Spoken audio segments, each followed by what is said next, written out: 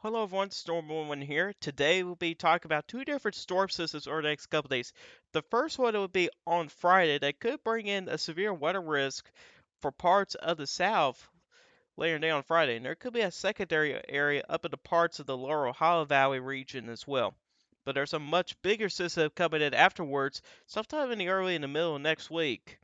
By Monday, there could be a severe weather risk across parts of the Texarkana, similar to the areas that experienced severe weather yesterday, and it does move on to the east in the parts of Dixie Alley as well. So that's definitely another system we have to pay attention to as well. Before we get started this video, if you guys like weather related content, you can subscribe to my channel. We do that stuff here all the time on this channel. Plus, we'll be having more updates on these events here over the next couple days, so definitely stay tuned for more updates as well. We're going to get started with the watch warning advisory display. Generally, it's mostly quiet. We certainly had a lot of activity in the parts of eastern Texas and parts of western Louisiana yesterday. And here's the reports from yesterday, actually. We got it up here. And you can see here as we zoom in a little bit, most pretty much it's just been all wind reports, or I meant hail reports. Only 28 hail reports. At least we didn't see any significant hail, but some of this hail has been large enough to at least maybe do some minor damage, maybe mainly to vehicles as well. The largest hail report I've heard was 1 inch in diameter size hail. That's at least the largest one I've heard from this event here. And there might have been a tornado or two as well. It might not got in the system just yet, but regardless, we did have severe weather occur in the parts of eastern Texas, which also includes the Dallas and Fort Worth area as well. So certainly an active severe weather day for some of those areas as well. But for today, that same storm system that created a lot of hailstorms out of eastern Texas moves further to the east. There's a slight risk for severe weather that's been added back to parts of the central peninsula of Florida. Small march risk area for parts of southern Alabama to southern Mississippi. That's mainly going to be for hail. But when it comes to the Florida Peninsula, there's a very low end tornado risk, but it's not zero. There's a 2% area. The main threat is going to be damage to winds. And the hail threat, not expecting any hail in Florida, but the hail threat, then again, for parts of Alabama and Mississippi as well. Not looking to be too big of a deal.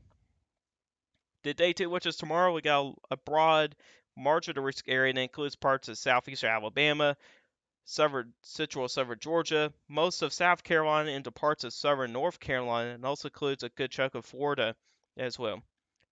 Pretty low in tornado risk for parts of southeastern Georgia and the parts of South Carolina. Very low chance, but not zero.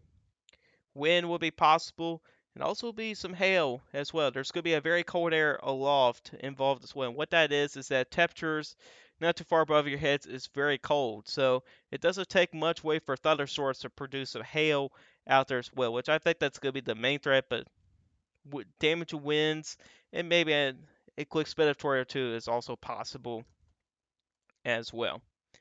Do you move on to day three, which is Thursday? There's a slight risk for severe weather for parts of eastern Texas, most of Louisiana to southern Mississippi. And by the way, this is a special afternoon update of day three as well. It's not something you don't see very often, but really the biggest change they've done here is they've added that slight risk for those areas. There's also a marginal risk for parts of the Carolinas, and that goes up into parts of southern Maryland as well.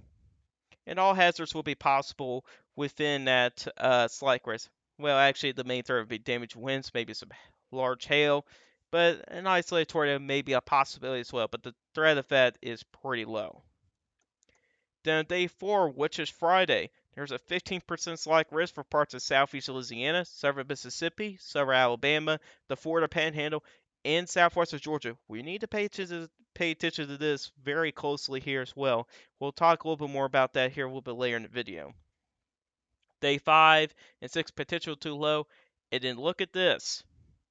Day 7, which is Monday of next week, there's a 15% slight risk for most of eastern Texas and parts of western Louisiana. Somewhere areas that got severe weather yesterday. And then you get to day 8, which is Tuesday next week. You got a 15% slight risk for far southeastern Texas, most of Louisiana, far southeastern Arkansas, and most of Mississippi and the parts of Alabama and the far western panhandle of Florida. And if I'm correct, I think the exact number of the amount of day 8 outlooks, so we had at least a 50% strike risk, and I believe it's 6. The last time that we've seen a 15% strike risk on day 8 was, you got to go all the way back to 2019. That was part of that 2-week long severe weather event. Well, it's actually multiple severe weather events, but you had almost every day a risk of severe weather for parts of several plains up into parts of the Ozarks, almost about every day. That was a crazy event as well. And that was also at the same time, that's the last time that we saw a day 8 strike risk as well. So this is pretty darn rare to see that happen as well. So certainly very interesting for the SPC as well. But let's begin looking into later today. So really got a cluster of thunderstorms moving through parts of the Gulf of Mexico. They'll be approaching Florida, but really by later tonight, you've got some thunderstorms beginning to develop in the parts of the central peninsula of Florida. And those would be the ones that have the potential to produce damaging winds. And also, then again, the tornado threat will stay very low as well. The wind shear is not going to be very strong in those areas as well. And you can see here how some of those thunderstorms do become cluster up throughout the night as well. It's mainly looking to be an overnight event. If we do check out them significant tornado parameters, you'll see here the numbers are not very high here. There's very few areas that has at least a 1, which is a low risk, but we'll get a sounding out there. Anyway, you can see here, wind shear is not very strong here. There will be plenty of instability to work with, but also the hodographs are also pretty small as well, but it's at least supportive for maybe at least a quick spin-up tornado or two as well. And then again, the risk for tornadoes is not very high. If you get a little bit further to the south, you get the similar result. Then again, wind shear values are staying kind of on the low end side of the scale as well. That potential severe weather risk does move into Wednesday. You can see here when it comes to significant weather parameters, there's a couple areas that are highlighted here. You got one again over parts of the Florida Peninsula, and there's another area up in the parts of South Carolina. Let's go up in the parts of South Carolina. You can see here plenty of instability to work with, and there's also a decent amount of wind shear as well. If you get any discrete cells, hey, then there might be a potential for some, maybe a supercell out there as well. Also, then again, the hodograph is pretty small as well, and that at least be supportive for weaker tornadoes as well. We're not talking about any significant tornadoes or anything with this setup here. But generally, what I'm saying here is that I think the main threat is going to be damage winds, and the tornado risk will stay, we'll just say for right now, on the lower end side as well. There's still a decent amount of time for changes. Also do want to note here is that the elevated mixer is a little bit on the strong side as well, which can disrupt the severe weather setup as well. But honestly, if the Herbert model would have verified, it would not surprise me if we see a slack risk upgrade tomorrow in some of those areas as well. It's got a little better area as you get further south here in the parts of the Florida Peninsula. Then again, similar scenario. Hodograph on the smaller end. Wind shear is on the weaker side though, but there's a lot of instability going on here as well, which could lead to some stronger updrafts. I think the main threat with this here would be damage winds here. I don't see much way of a hail threat or really a tornado threat with this. If there's really a tornado threat, I think it's going to stay very low. But really, otherwise here, you might need to pay attention to parts of South Carolina and maybe in the parts of Georgia here tomorrow as well. And it does have a severe weather risk possibly continuing into the overnight hours on Thursday as well. And it's got even going up in the parts of eastern North Carolina as well. But I think overall the threat will stay very low up there as well. And really the next day we're paying attention to, this is the one I'm a little bit more concerned about, is Friday. This is the NAM model. Yeah, it's NAM model. There will be some changes out there. Try to do the best I can to get a decent view out of this, to try to get both areas. But really, two areas I'm paying attention to. The area I'm a little bit more concerned about will be across parts of southern Mississippi, southern Alabama, even the parts of the Florida Panhandle and parts of Georgia. In the secondary area, not as concerned about it with it at all, but there could be a strong severe storm risk up in the parts of the Lower Ohio Valley. Let's talk about the northern mode first, real quick. You can see here, this is out in western Kentucky. And the thing about it is, this is another cold core setup here. And what that is, like I was saying earlier, that temperatures above your heads are pretty cold. And it doesn't take much way for thunderstorms to develop to produce some hail. Really, for the stronger storms, had the better chance to produce some hail. I think this is going to be mostly a hail type of setup. But you also do notice here that lap rates are also pretty elevated as well, which can help with some of those stronger updrafts as well.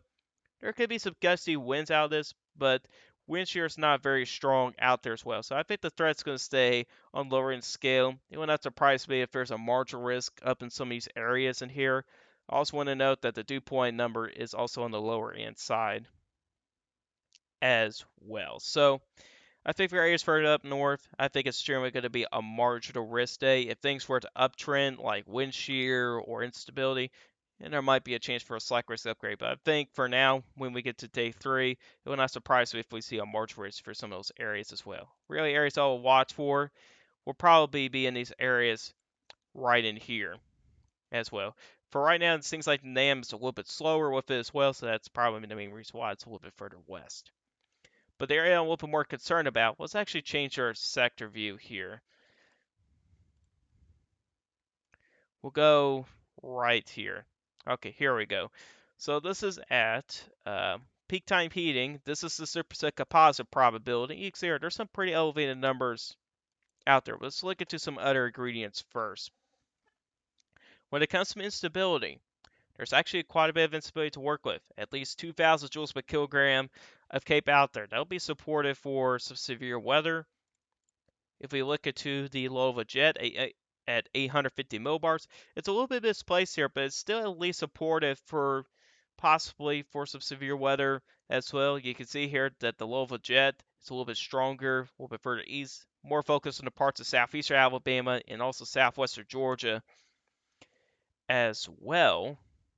If we look into dew points, yeah, we're not going to have much of an issue when it comes to dew points out there. It's going to be in the mid to upper 60s. And I think that's pretty much it. Let's go back to the superset composite here. Let's get us a sounding out there. There's as high as a 6 in Selma, Alabama. And see what the NAVs want to try to spit out here. And you can see here, this is a pretty good hodograph. You got, or sounding, I should say. Yes, there is a pretty good hodograph out there with this sounding. You also got plenty of instability, at least 2,000 joules per kilogram. There's also going to be plenty of wind shear as well. Downdraft, pretty elevated downdraft CAPE numbers. That'll be supported for some wind gusts as well. Also, 3 CAPE as well is also pretty elevated as well. So really, overall, you got most of your ingredients for severe weather. And I think the main threat for Friday will be damaged winds. And there could also be that potential for some tornadoes as well. So we're going to have to monitor Friday closely here because it definitely has some potential for a pretty decent severe weather event over some of these areas. Here's what. It's not just Southern Alabama. You also got the Florida Panhandle. As you get into the overnight hours, it does move into parts of southwestern Georgia as well. This also can include parts of southeast Louisiana and even for far southern Mississippi as well. So we do have to pay attention to Friday pretty closely as well. And here's the European model. There's got some thunderstorms out there. If you look to the Lova Jet of it, you can see here a pretty good Lova Jet, favorable out there. Pretty favorable Lova Jet. And here's instability. It's a little bit further north when it comes to instability as well. But either way, being any further north is still pretty supportive for severe weather. Here's the GFS, similar to the NAM, pretty elevated instability values in southern Alabama and parts of the Florida Panhandle with at least 2,000 joules per kilogram. You also notice a little bit further north, it's got a pretty elevated area of some pretty good instability values up north as well, up in the parts of the lower Ohio Valley. And here's the Lova Jet from the GFS, and you can see here that's also pretty supportive for severe weather as well. So even with from the GFS to the European model, they both do support that severe weather threat for areas over parts of southern Alabama, southern Mississippi, the Florida Panhandle, southwestern Georgia, and even as early as southeastern Louisiana as well for Friday. So definitely have to pay attention to those areas there over the next couple of days. As we zoom out here, really after this system here, it stays mostly quiet here. European model showing a little bit of snow up in the parts of Maine. And we stay mostly severe weather free for most of the weekend here. But it's wherever you get into Monday, it's when things begin to change here.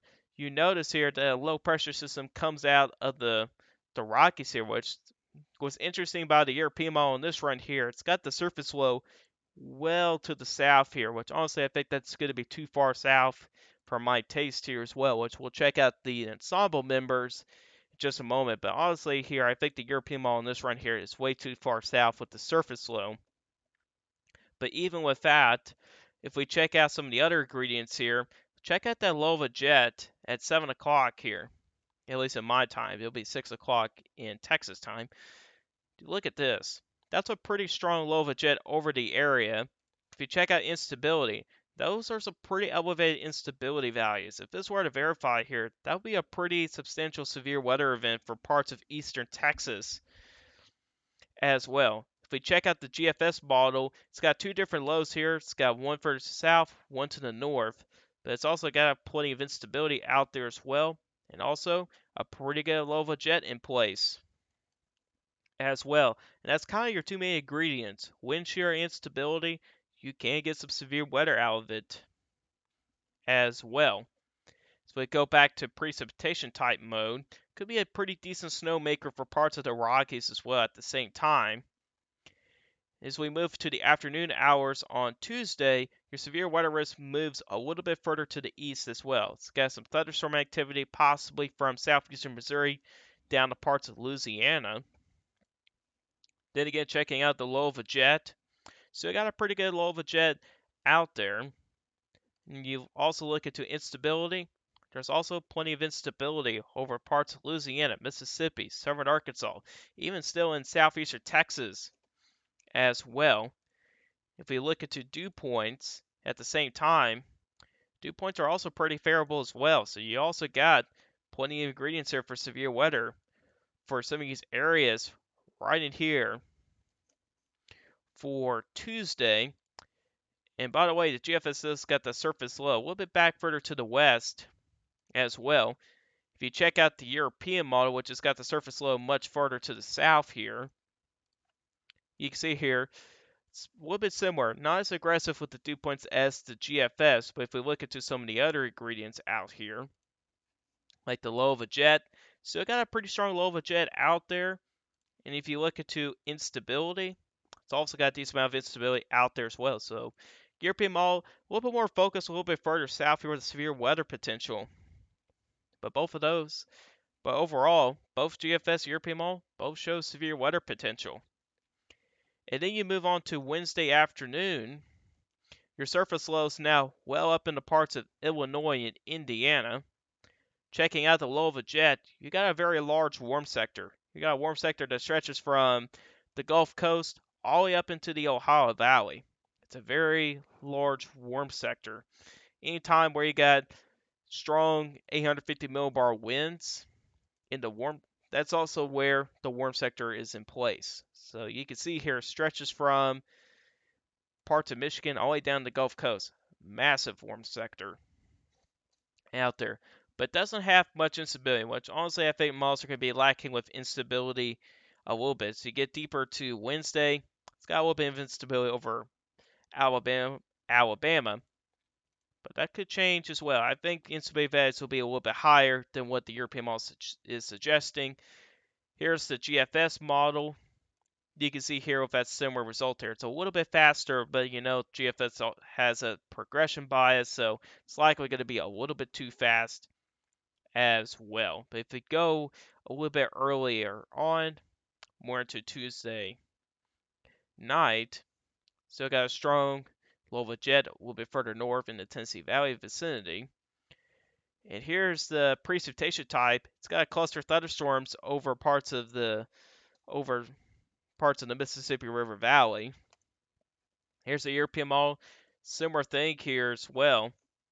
If you look into the lightning flash density here, the European model does indicate for the potential for thunderstorms as far north as southern Indiana. And that goes all the way down to the Gulf of Mexico as well. So overall for Wednesday, well, generally Monday, Tuesday, even possibly into Wednesday, this definitely has potential for a multi-severe weather outbreak, really. It looks pretty good for both all days. Maybe exception for Wednesday, but I think overall, Monday, Tuesday, Wednesday from this system, there's definitely potential for a multi-day severe weather outbreak. And that could start in the parts of Texas, and that could spread into parts of Louisiana, Arkansas, Mississippi, Alabama, maybe into parts of the Florida Panhandle and Georgia. This could get as far north as parts of Tennessee and maybe Kentucky as well. So this is definitely something we really have to pay attention to very closely because it definitely has some potential for a multi-day severe weather outbreak type of event as well. We are still far out though. Keep in mind that we're still far out from this event here, so some things can still change out here. That's something that should be noted as well. Before we end this video, we're going to quickly check out the ensemble members. This is the GFS ensembles. And you can see here there's still a large spread when it comes to the low pressure system track here. But most of them do have a stronger low, at least sub-1000 millibars from a lot of those members as well. So there's still a lot of uncertainty here when it comes to the low pressure system track.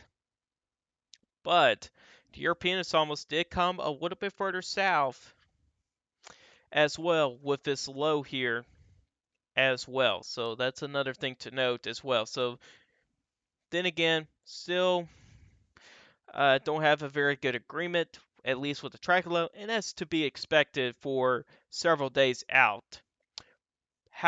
But either way, there's still a storm signal out there, and the signal is still there that we could see a multi-day severe weather event across parts of the South as well. We'll definitely be having more updates on this system here over the next several days. But anyways, guys, that's all for you guys today. Hope you guys enjoyed this video. If you guys like this video, hit that like button. If you do like my channel, hit the subscribe button. Hit the bell notification there, miss an upload. If you've got some questions about this, put the comment section down below. Heard you guys questions, and I'll see you guys in the next video. Goodbye and have a good day.